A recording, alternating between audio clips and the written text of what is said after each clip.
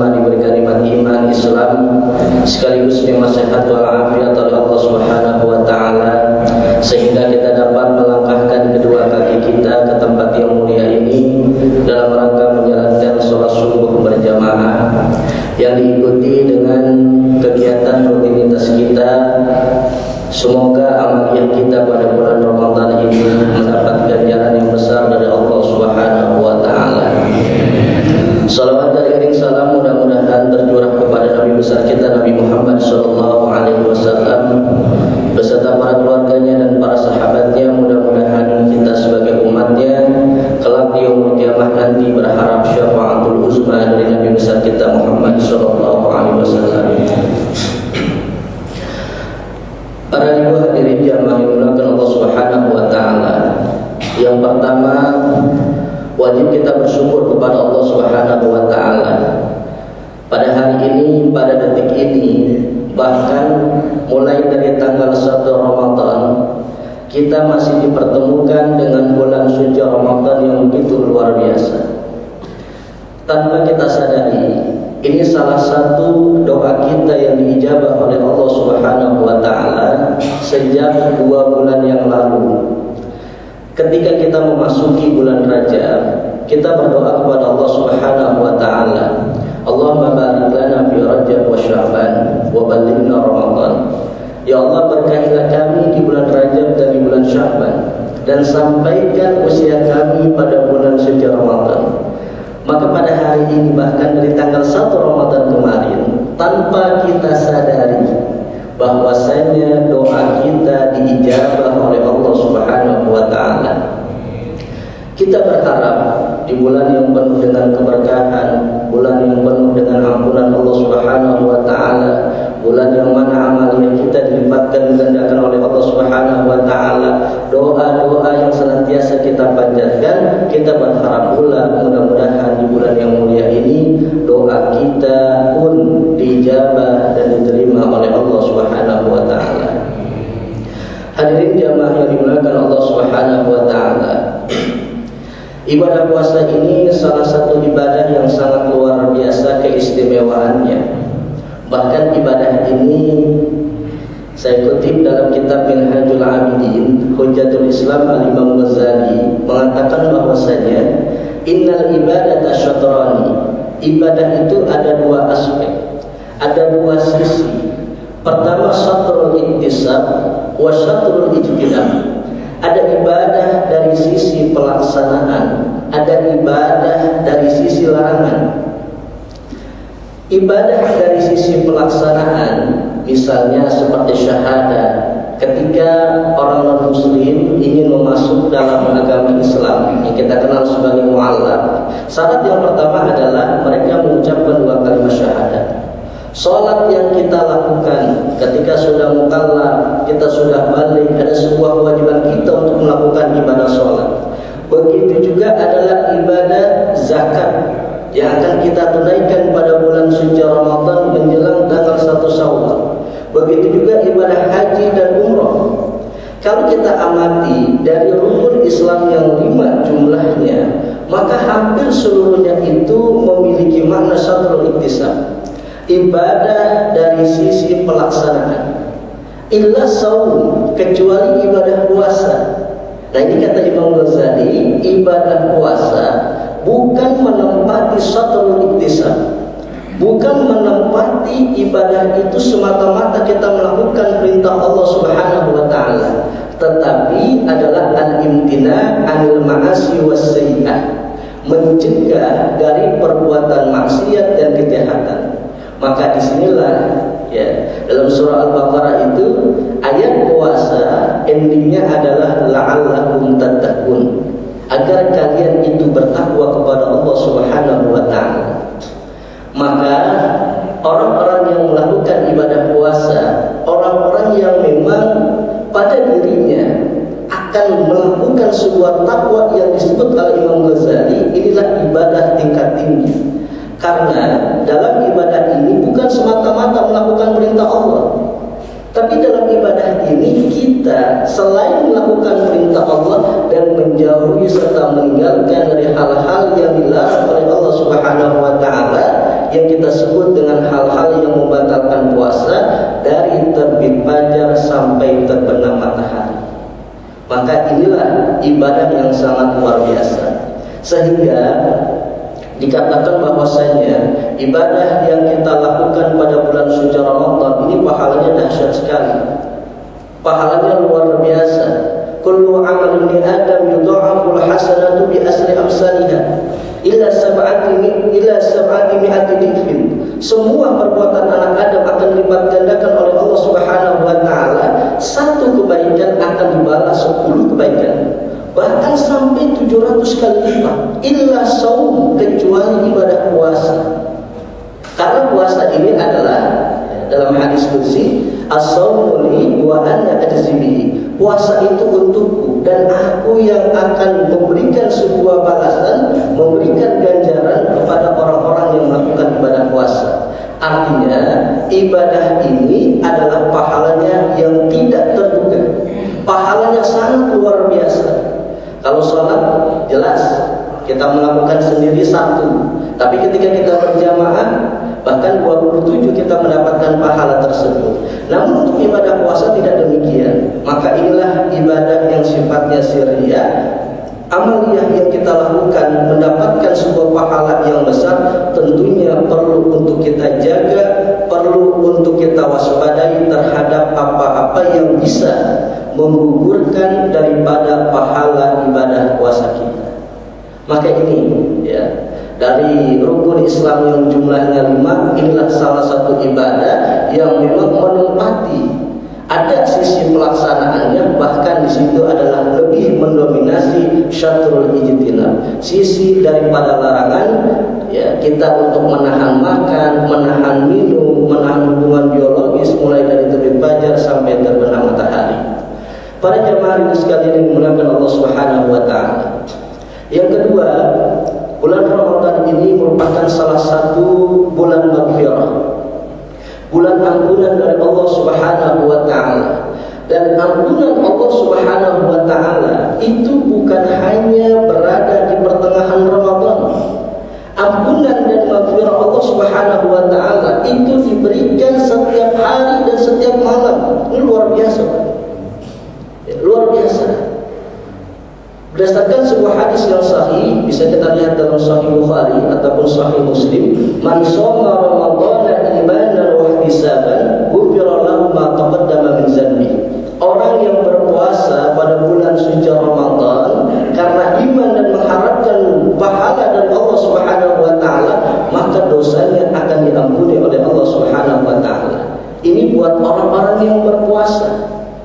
Jadi maghfirah Allah bukan hanya berada di 10 pertengahan, namun setiap hari dan setiap malam. Yang kedua, hadis yang hampir mirip dengan redaksi man qama ramadhana imanan wa ihtisaban ghufira lahu ma taqaddama min dzanbi. Siapa orang yang melakukan qiyam Ramadan, ulama mengatakan wal muradu bi qiyam Ramadan salatut tarawih. Yang dimaksud dengan qiyam Ramadan adalah salat sunnah tarawih. Orang yang melakukan sholat sunnah tarawih di waktu malam karena iman dan mengharapkan dari pahala Allah Subhanahu wa taala, maka dosanya akan diampuni oleh Allah Subhanahu wa taala. Maka Ramadan hadir di tengah-tengah kita membawa segudang ampunan dari Allah Subhanahu wa taala. Maka inilah perlu untuk kita bersyukur kepada Allah. Kita dipertemukan dengan Ramadan yang sangat mulia.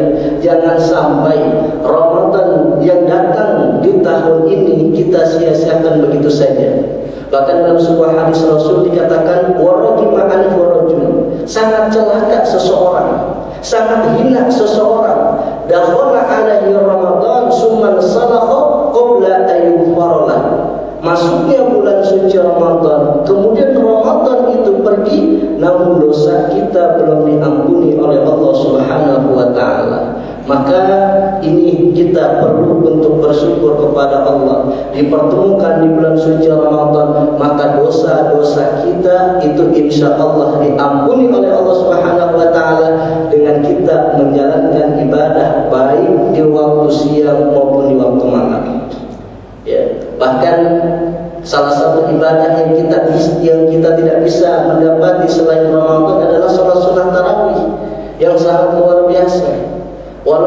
secapek apapun dalam diri kita, kondisi apapun, apakah hujan ya, ataupun dalam kondisi capek, kalau bisa kita memotivasi diri kita, karena ibadah ini gak bisa kita lakukan selain bulan suci Ramadan.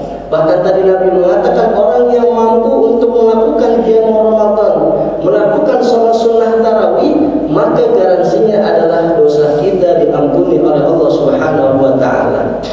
Dalam hadis yang lain dikatakan man shamahu wa qamahu kharaja min dzunubihi kayaumi waladat sumuhu.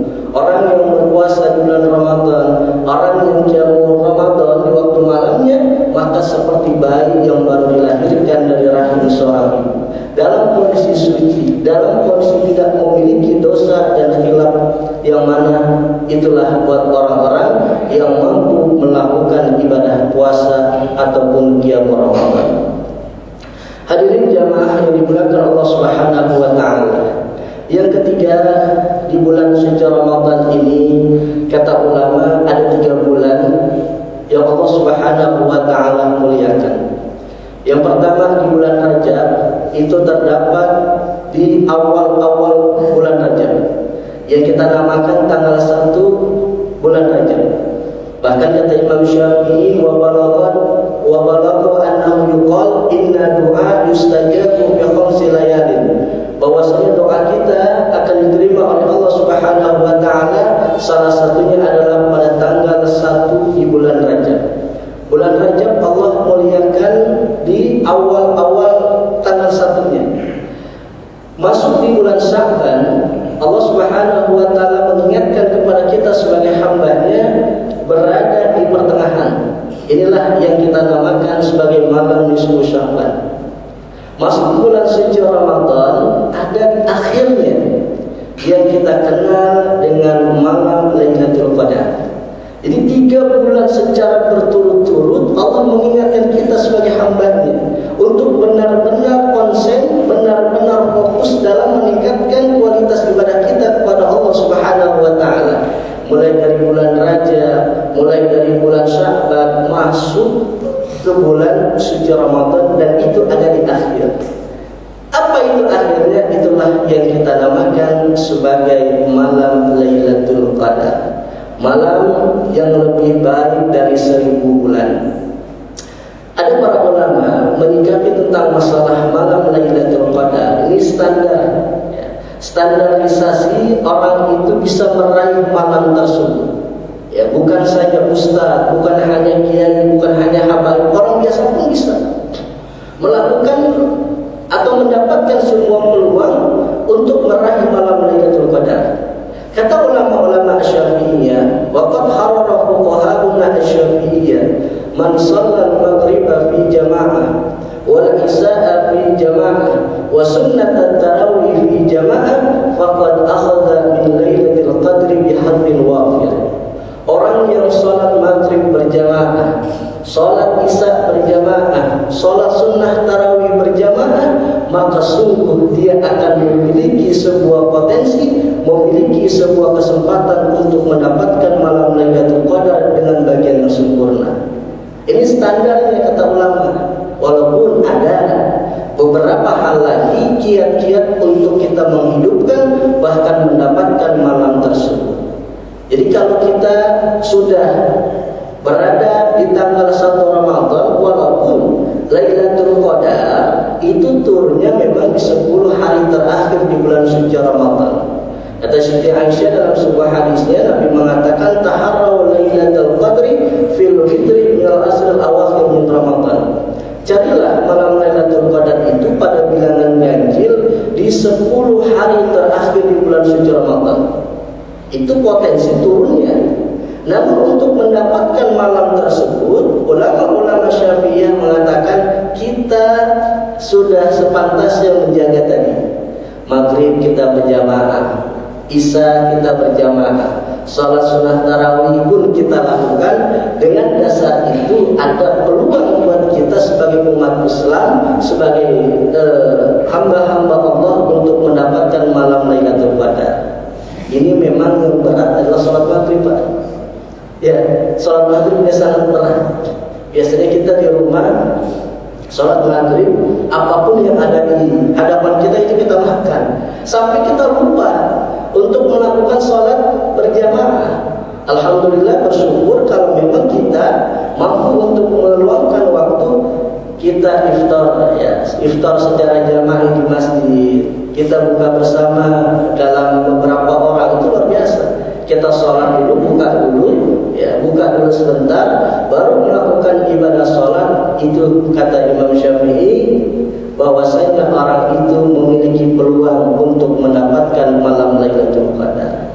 Mudah-mudahan kita bisa mampu melakukan itu. Standarnya, minimalnya kita mampu menjaga sholat maghrib berjamaah, sholat isya berjamaah, melakukan sholat sunnah tarawih berjamaah. Syukur-syukur kita bisa menjaga sholat tersebut mulai dari zuhur dan asar 5 waktu. Apalagi menghidupkan sunnah-sunnah yang diajarkan oleh baginda Rasulullah SAW. Mulai dari sholat sunnah duhanya, mulai dari sholat sunnah tahajudnya, bahkan ketika kita melakukan sholat witir, dan apapun yang bentuknya sunnah kita keluarkan, apapun yang bentuknya sunnah kita kerjakan. Nah, ini peluang besar buat kita, karena malam Lailatul Qadar kita tak bisa dapati kecuali pada bulan suci Ramadan. Mudah-mudahan Allah berikan kekuatan kepada kita, Allah berikan taufik dan hidayah kepada kita, sehingga kita mampu menghidupkan Ramadan ini dengan penuh dengan khusyuk, penuh dengan mengharapkan ridha Allah Subhanahu wa taala. Selesai Ramadan kita menjadi orang-orang yang kata Rasulullah menjadi fitri, orang-orang yang bebas dari kesalahan, bebas daripada kekhilafan, dan dosa-dosa kita diampuni oleh Allah Subhanahu wa taala.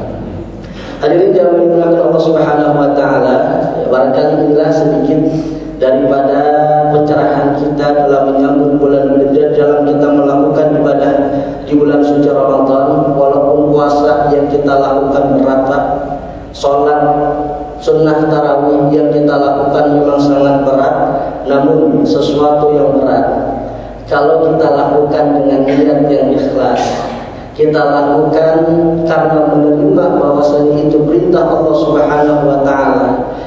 Pekerjaan yang kita lakukan dengan hati yang senang, insya Allah sesulit apapun itu akan mudah untuk kita kerjakan. Karena inilah ibadah yang memang dalam kualitasnya mendapatkan pahala yang besar, namun juga kesulitannya, tantangannya, bahkan ada hal-hal yang membatalkan pahala puasa kita, maka perlu untuk kita jaga secara maksimal. Barangkali inilah yang dapat saya sampaikan. Mungkin ada pertanyaan atau komentar, kami persilakan dari Bapak atau Ibu.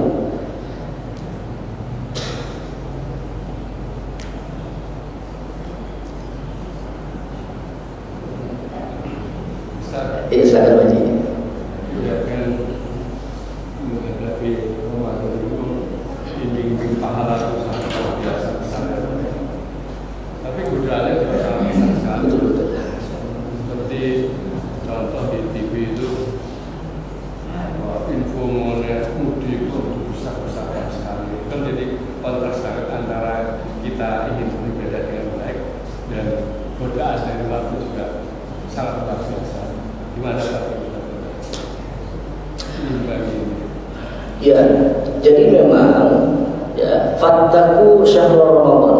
Hati-hatilah kita terhadap bulan suci Ramadan, di mana pahala kita akan dilipat gandakan oleh Allah Subhanahu wa taala, namun juga dosanya sama, Pak. Jadi kalau ada orang yang bermaksiat, ya, orang-orang yang melakukan perbuatan dosa itu sama, ada sebuah berlipat ganda yang dia lakukan. Maka oleh karena itu, maka kita benar-benar perlu untuk menjaga demikian. Bahkan kita berkata, kita sedang emosi, kita sedang marah, dikatakan ini shaim, saya sedang berpuasa. Artinya lebih baik kita melakukan hal-hal yang sifatnya mengurangi dari melakukan perbuatan dosa. Apalagi Nabi mengatakan khamsun yuftirna shaim, ada 5 hal yang dapat menggugurkan daripada pahala puasa kita. Berdusta, ngomongin orang, ngadu domba orang, janji atau sumpah palsu, dan kita melihat kepada lawan jenis dengan karena yang namanya ibadah puasa ini sangatlah berat, ya. Begitu juga pahala yang diberikan oleh Allah juga besar. Tentunya tantangan untuk melakukan itu seperti itu, ya. Ada timbal balik yang kita lakukan.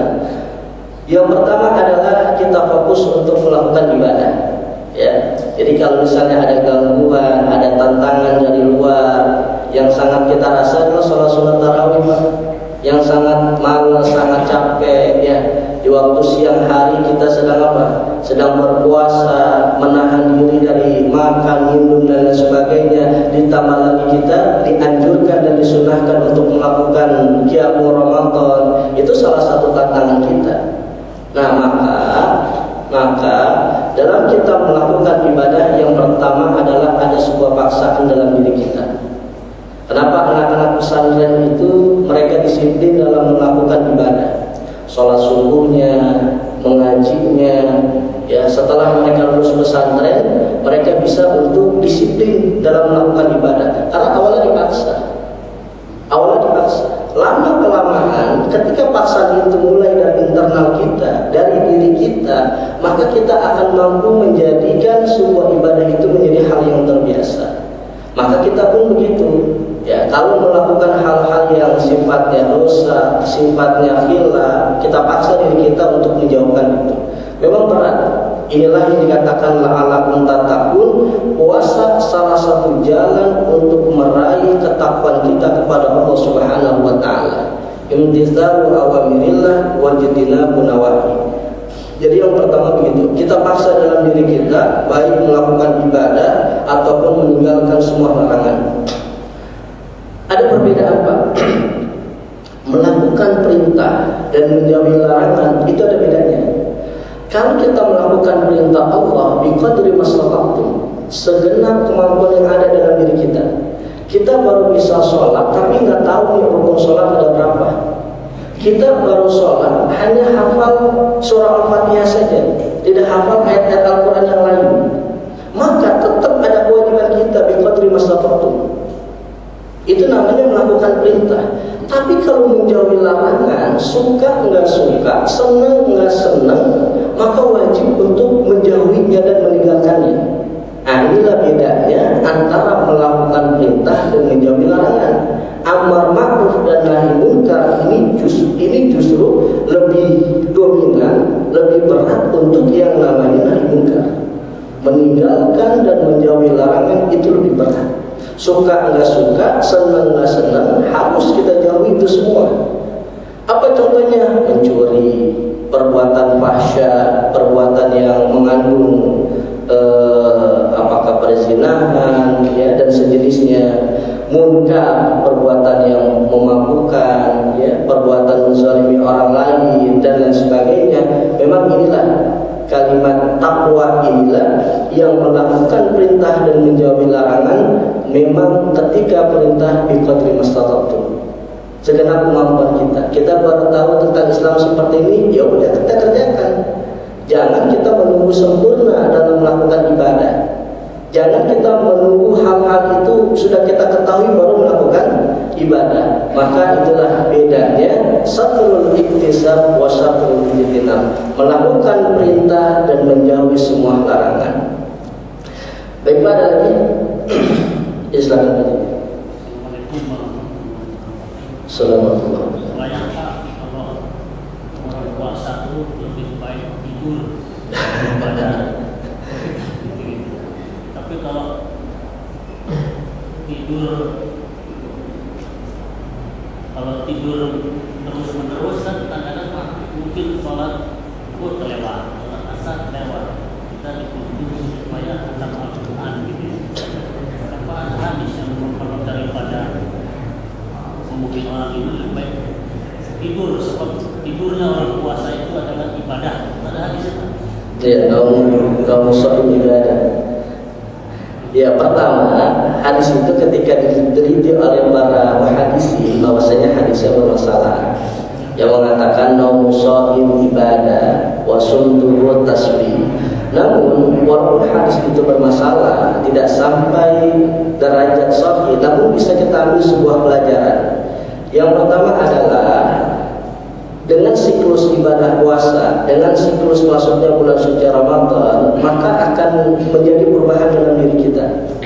Yang tadinya kita bisa tidur di waktu siang hari, ya, maka sekarang banyak orang tidur setelah subuh.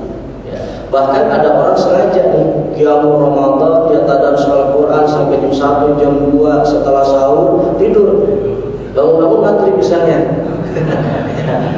Dia tidur terus tuh, karena alasannya yang namanya tidurnya orang yang berpuasa itu merupakan sebuah ibadah. Maksud hadis tersebut bahwasanya daripada kita melakukan hal-hal yang tidak berguna, lebih baik kita istirahat. Tetapi juga tadi jangan kita niatkan waktu istirahat kita melebihi dibandingkan waktu aktivitas kita. Jangan dijadikan alasan puasa itu mengurangi aktivitas kita. Maka tadi saya katakan kita kembalikan kepada niat dan tekad kita. Ibadah puasa ini merupakan satu ibadah sebagai pendidikan rohani kita, sebagai pendidikan jasmani kita. Contoh misalnya Pak, ya, ketika orang mau dioperasi, itu juga sangat dianjurkan untuk apa? Puasa, menetralisir dalam diri kita, dalam tubuh kita. Ibarat sebuah mesin, apabila mesin itu dipakai tanpa ada sebuah liburnya, maka mesin itu akan rusak. Tanpa ada sebuah istirahatnya, mesin itu akan rusak. Pencernaan kita sama. Allah sudah mendesain manusia ini fi ahsani taqwim, dalam bentuk yang sangat sempurna. Namun dalam bentuk yang sempurna itu pula perlu kita jaga. Makan, minum, wala tusrifu, jangan kita berlebih-lebihan.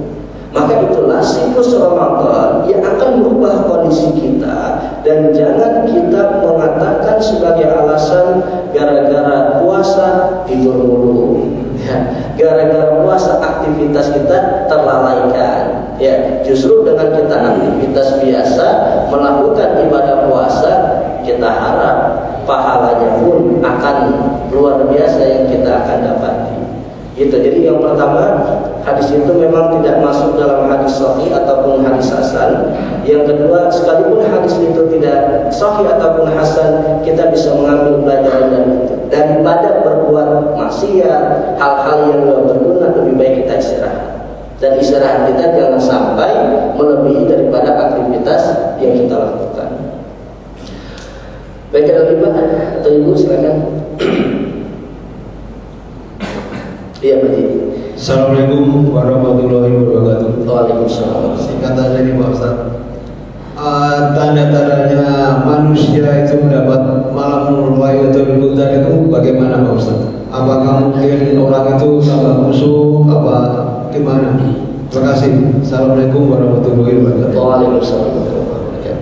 Diceritakan dalam beberapa hadis, ketika orang-orang yang mendapatkan malam Lailatul Qadar itu semuanya pada sujud padanya.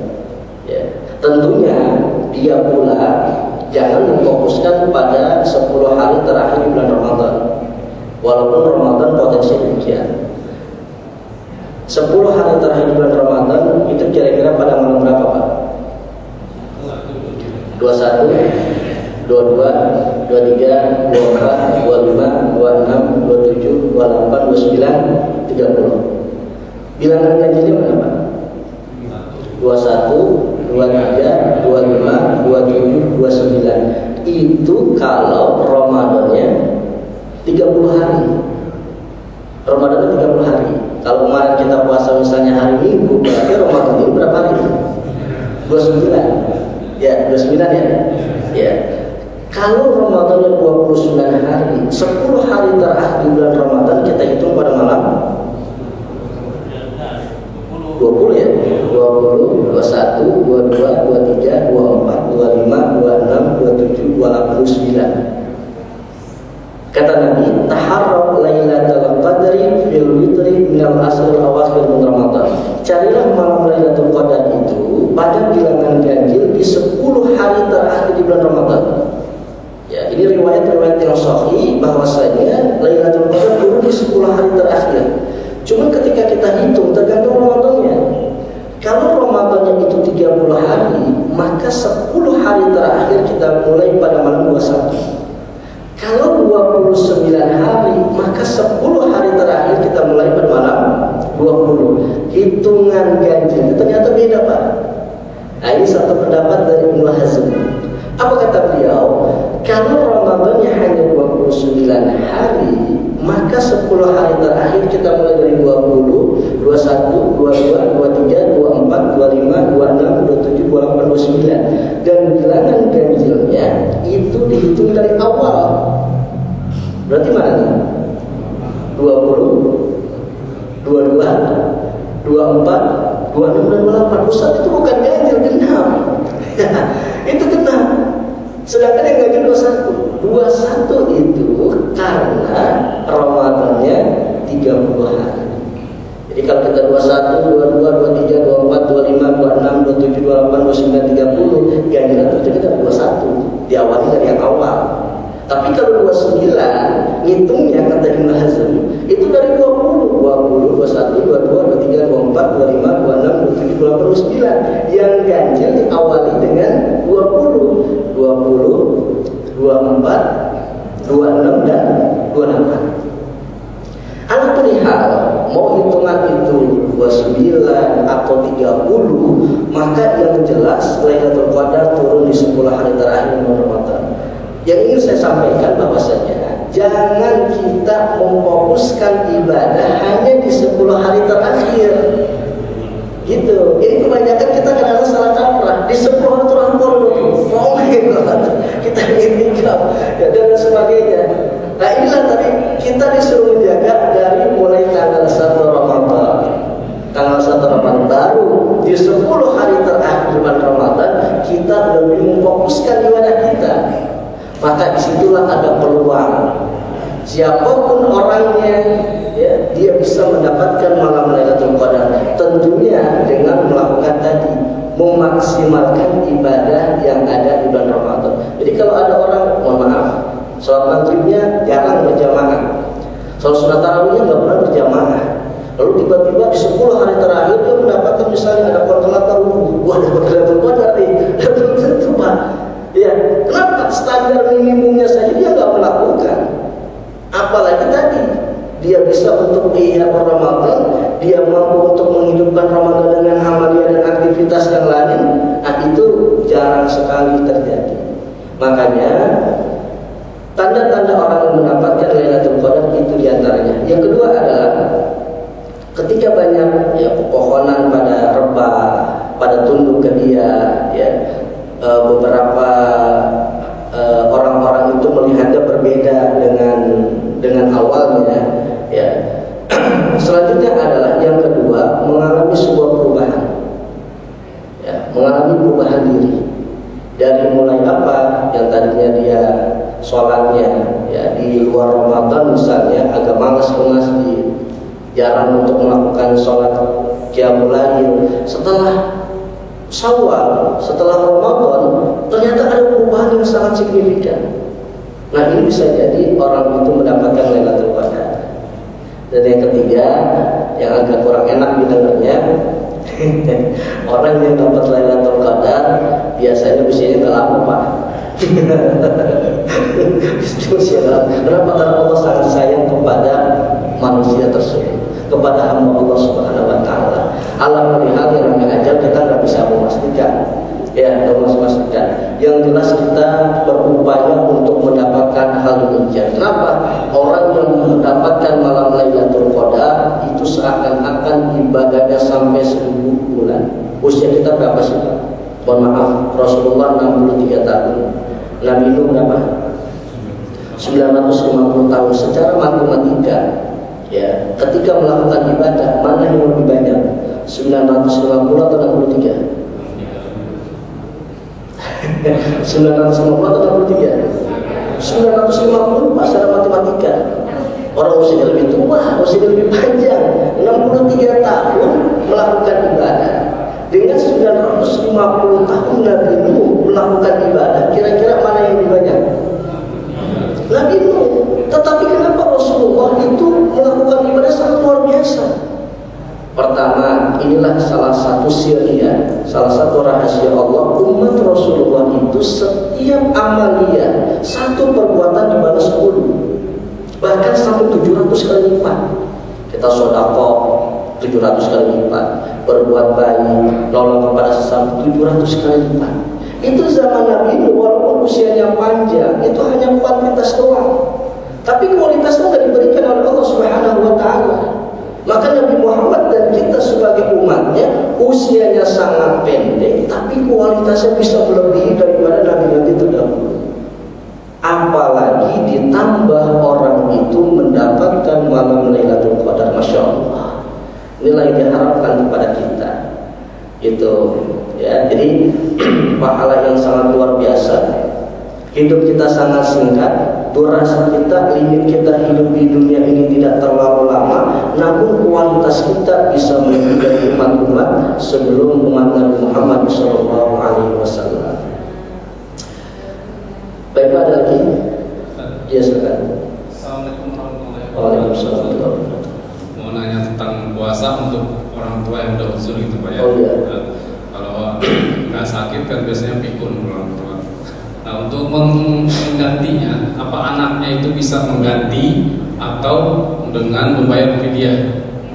Sekian, terima kasih. Wa 'alal ladzina yutiquna fidyatun ta'amul miskin wa 'alal ladzina yutiqunahu ma'al masyaqqah. Orang-orang yang mampu berpuasa tapi masyaqqat. Ini ayat ini ditujukan kepada orang-orang yang asyikhu wa syaqqatu, orang-orang yang tua renta, dia tidak mampu untuk melakukan ibadah puasa, maka dia ya kewajibannya adalah membayar yang namanya fidyah, membayar fidyah. Akan tetapi ulama mengatakan bahwasanya terkait kepada ayat tersebut, kakek-kakek atau nenek-nenek atau orang-orang tua renta itu, walaupun ada sebuah kebijakan untuk mengeluarkan fidyah, tapi dicoba dulu, ya dicoba dulu. Ketika dia melakukan ibadah puasa, tetap ada kewajiban dia untuk puasa. Ketika misalnya di waktu zuhur, wah dirinya nggak kuat ini untuk melakukan ibadah puasa, maka dia kewajibannya bayar fidyah. Jadi jangan misalnya mentang-mentang usianya udah 60, ya padahal mah dia untuk kalau ditanya kawin lagi mau Pak, tapi giliran puasa dia nggak mau, gitu kan? Nah berarti dia masih mampu melakukan puasa. Ini kalau sudah usul sekali, dia nggak mampu melakukan puasa, maka konsekuensinya bayar fidyah. Ada yang namanya kita bayar fidyah setiap hari itu 1 mud, ukuran kita untuk makan. Jadi nggak usah ahlinya atau anaknya itu menggantikan puasa dari orang tuanya, cukup dia bayar fidyah saja. Iya, silakan Pak Ji. Batas ujur itu ada bisa 60 tahun, 70 tahun, 80, ada batas bilang. Makanya tadi usia itu tidak menentukan ya. Mohon maaf, misalnya orang yang 70 tahun ternyata lebih sehat dibandingkan orang yang misalnya 30 atau 40 tahun. Bisa jadi orang 40 tahun sakit-sakitan, orang 70 tahun misalnya di kampung itu sedang ya karena memang tidak terkontaminasi dengan makanan, tidak terkontaminasi dengan zat kimia, dia lebih sehat. Makanya ukurannya tadi saya katakan dicoba dulu. Dicoba dulu dia untuk melakukan yang namanya puasa. Sanggup gak dia buat puasa? Biasanya rentannya orang dikatakan usia tua itu di atas 50 tahun. 70 tahun termasuk, nggak mungkin 70 tahun kita anggap ABG. Tetap itu kita katakan orang tua. Tapi ketika ada dia melakukan atau bayar fidyah, maka dicoba dulu kuatnya nih kayak untuk melakukan puasa. Ternyata memang nggak kuat, maka dia bayar fidyah. Jadi usia tidak menentukan ya. Terkadang 70 tahun, 80 tahun lebih sehat dibandingkan orang yang 30 tahun dan sebagainya. Ada lagi Pak? Ibu? Cukup? Ya, sekarang cukup ya.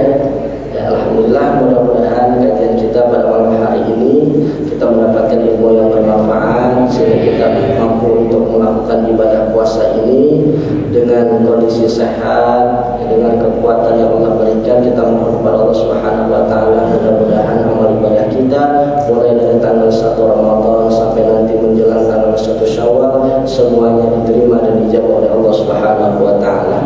Kurang lebihnya mohon maaf. Wassalamualaikum warahmatullahi wabarakatuh.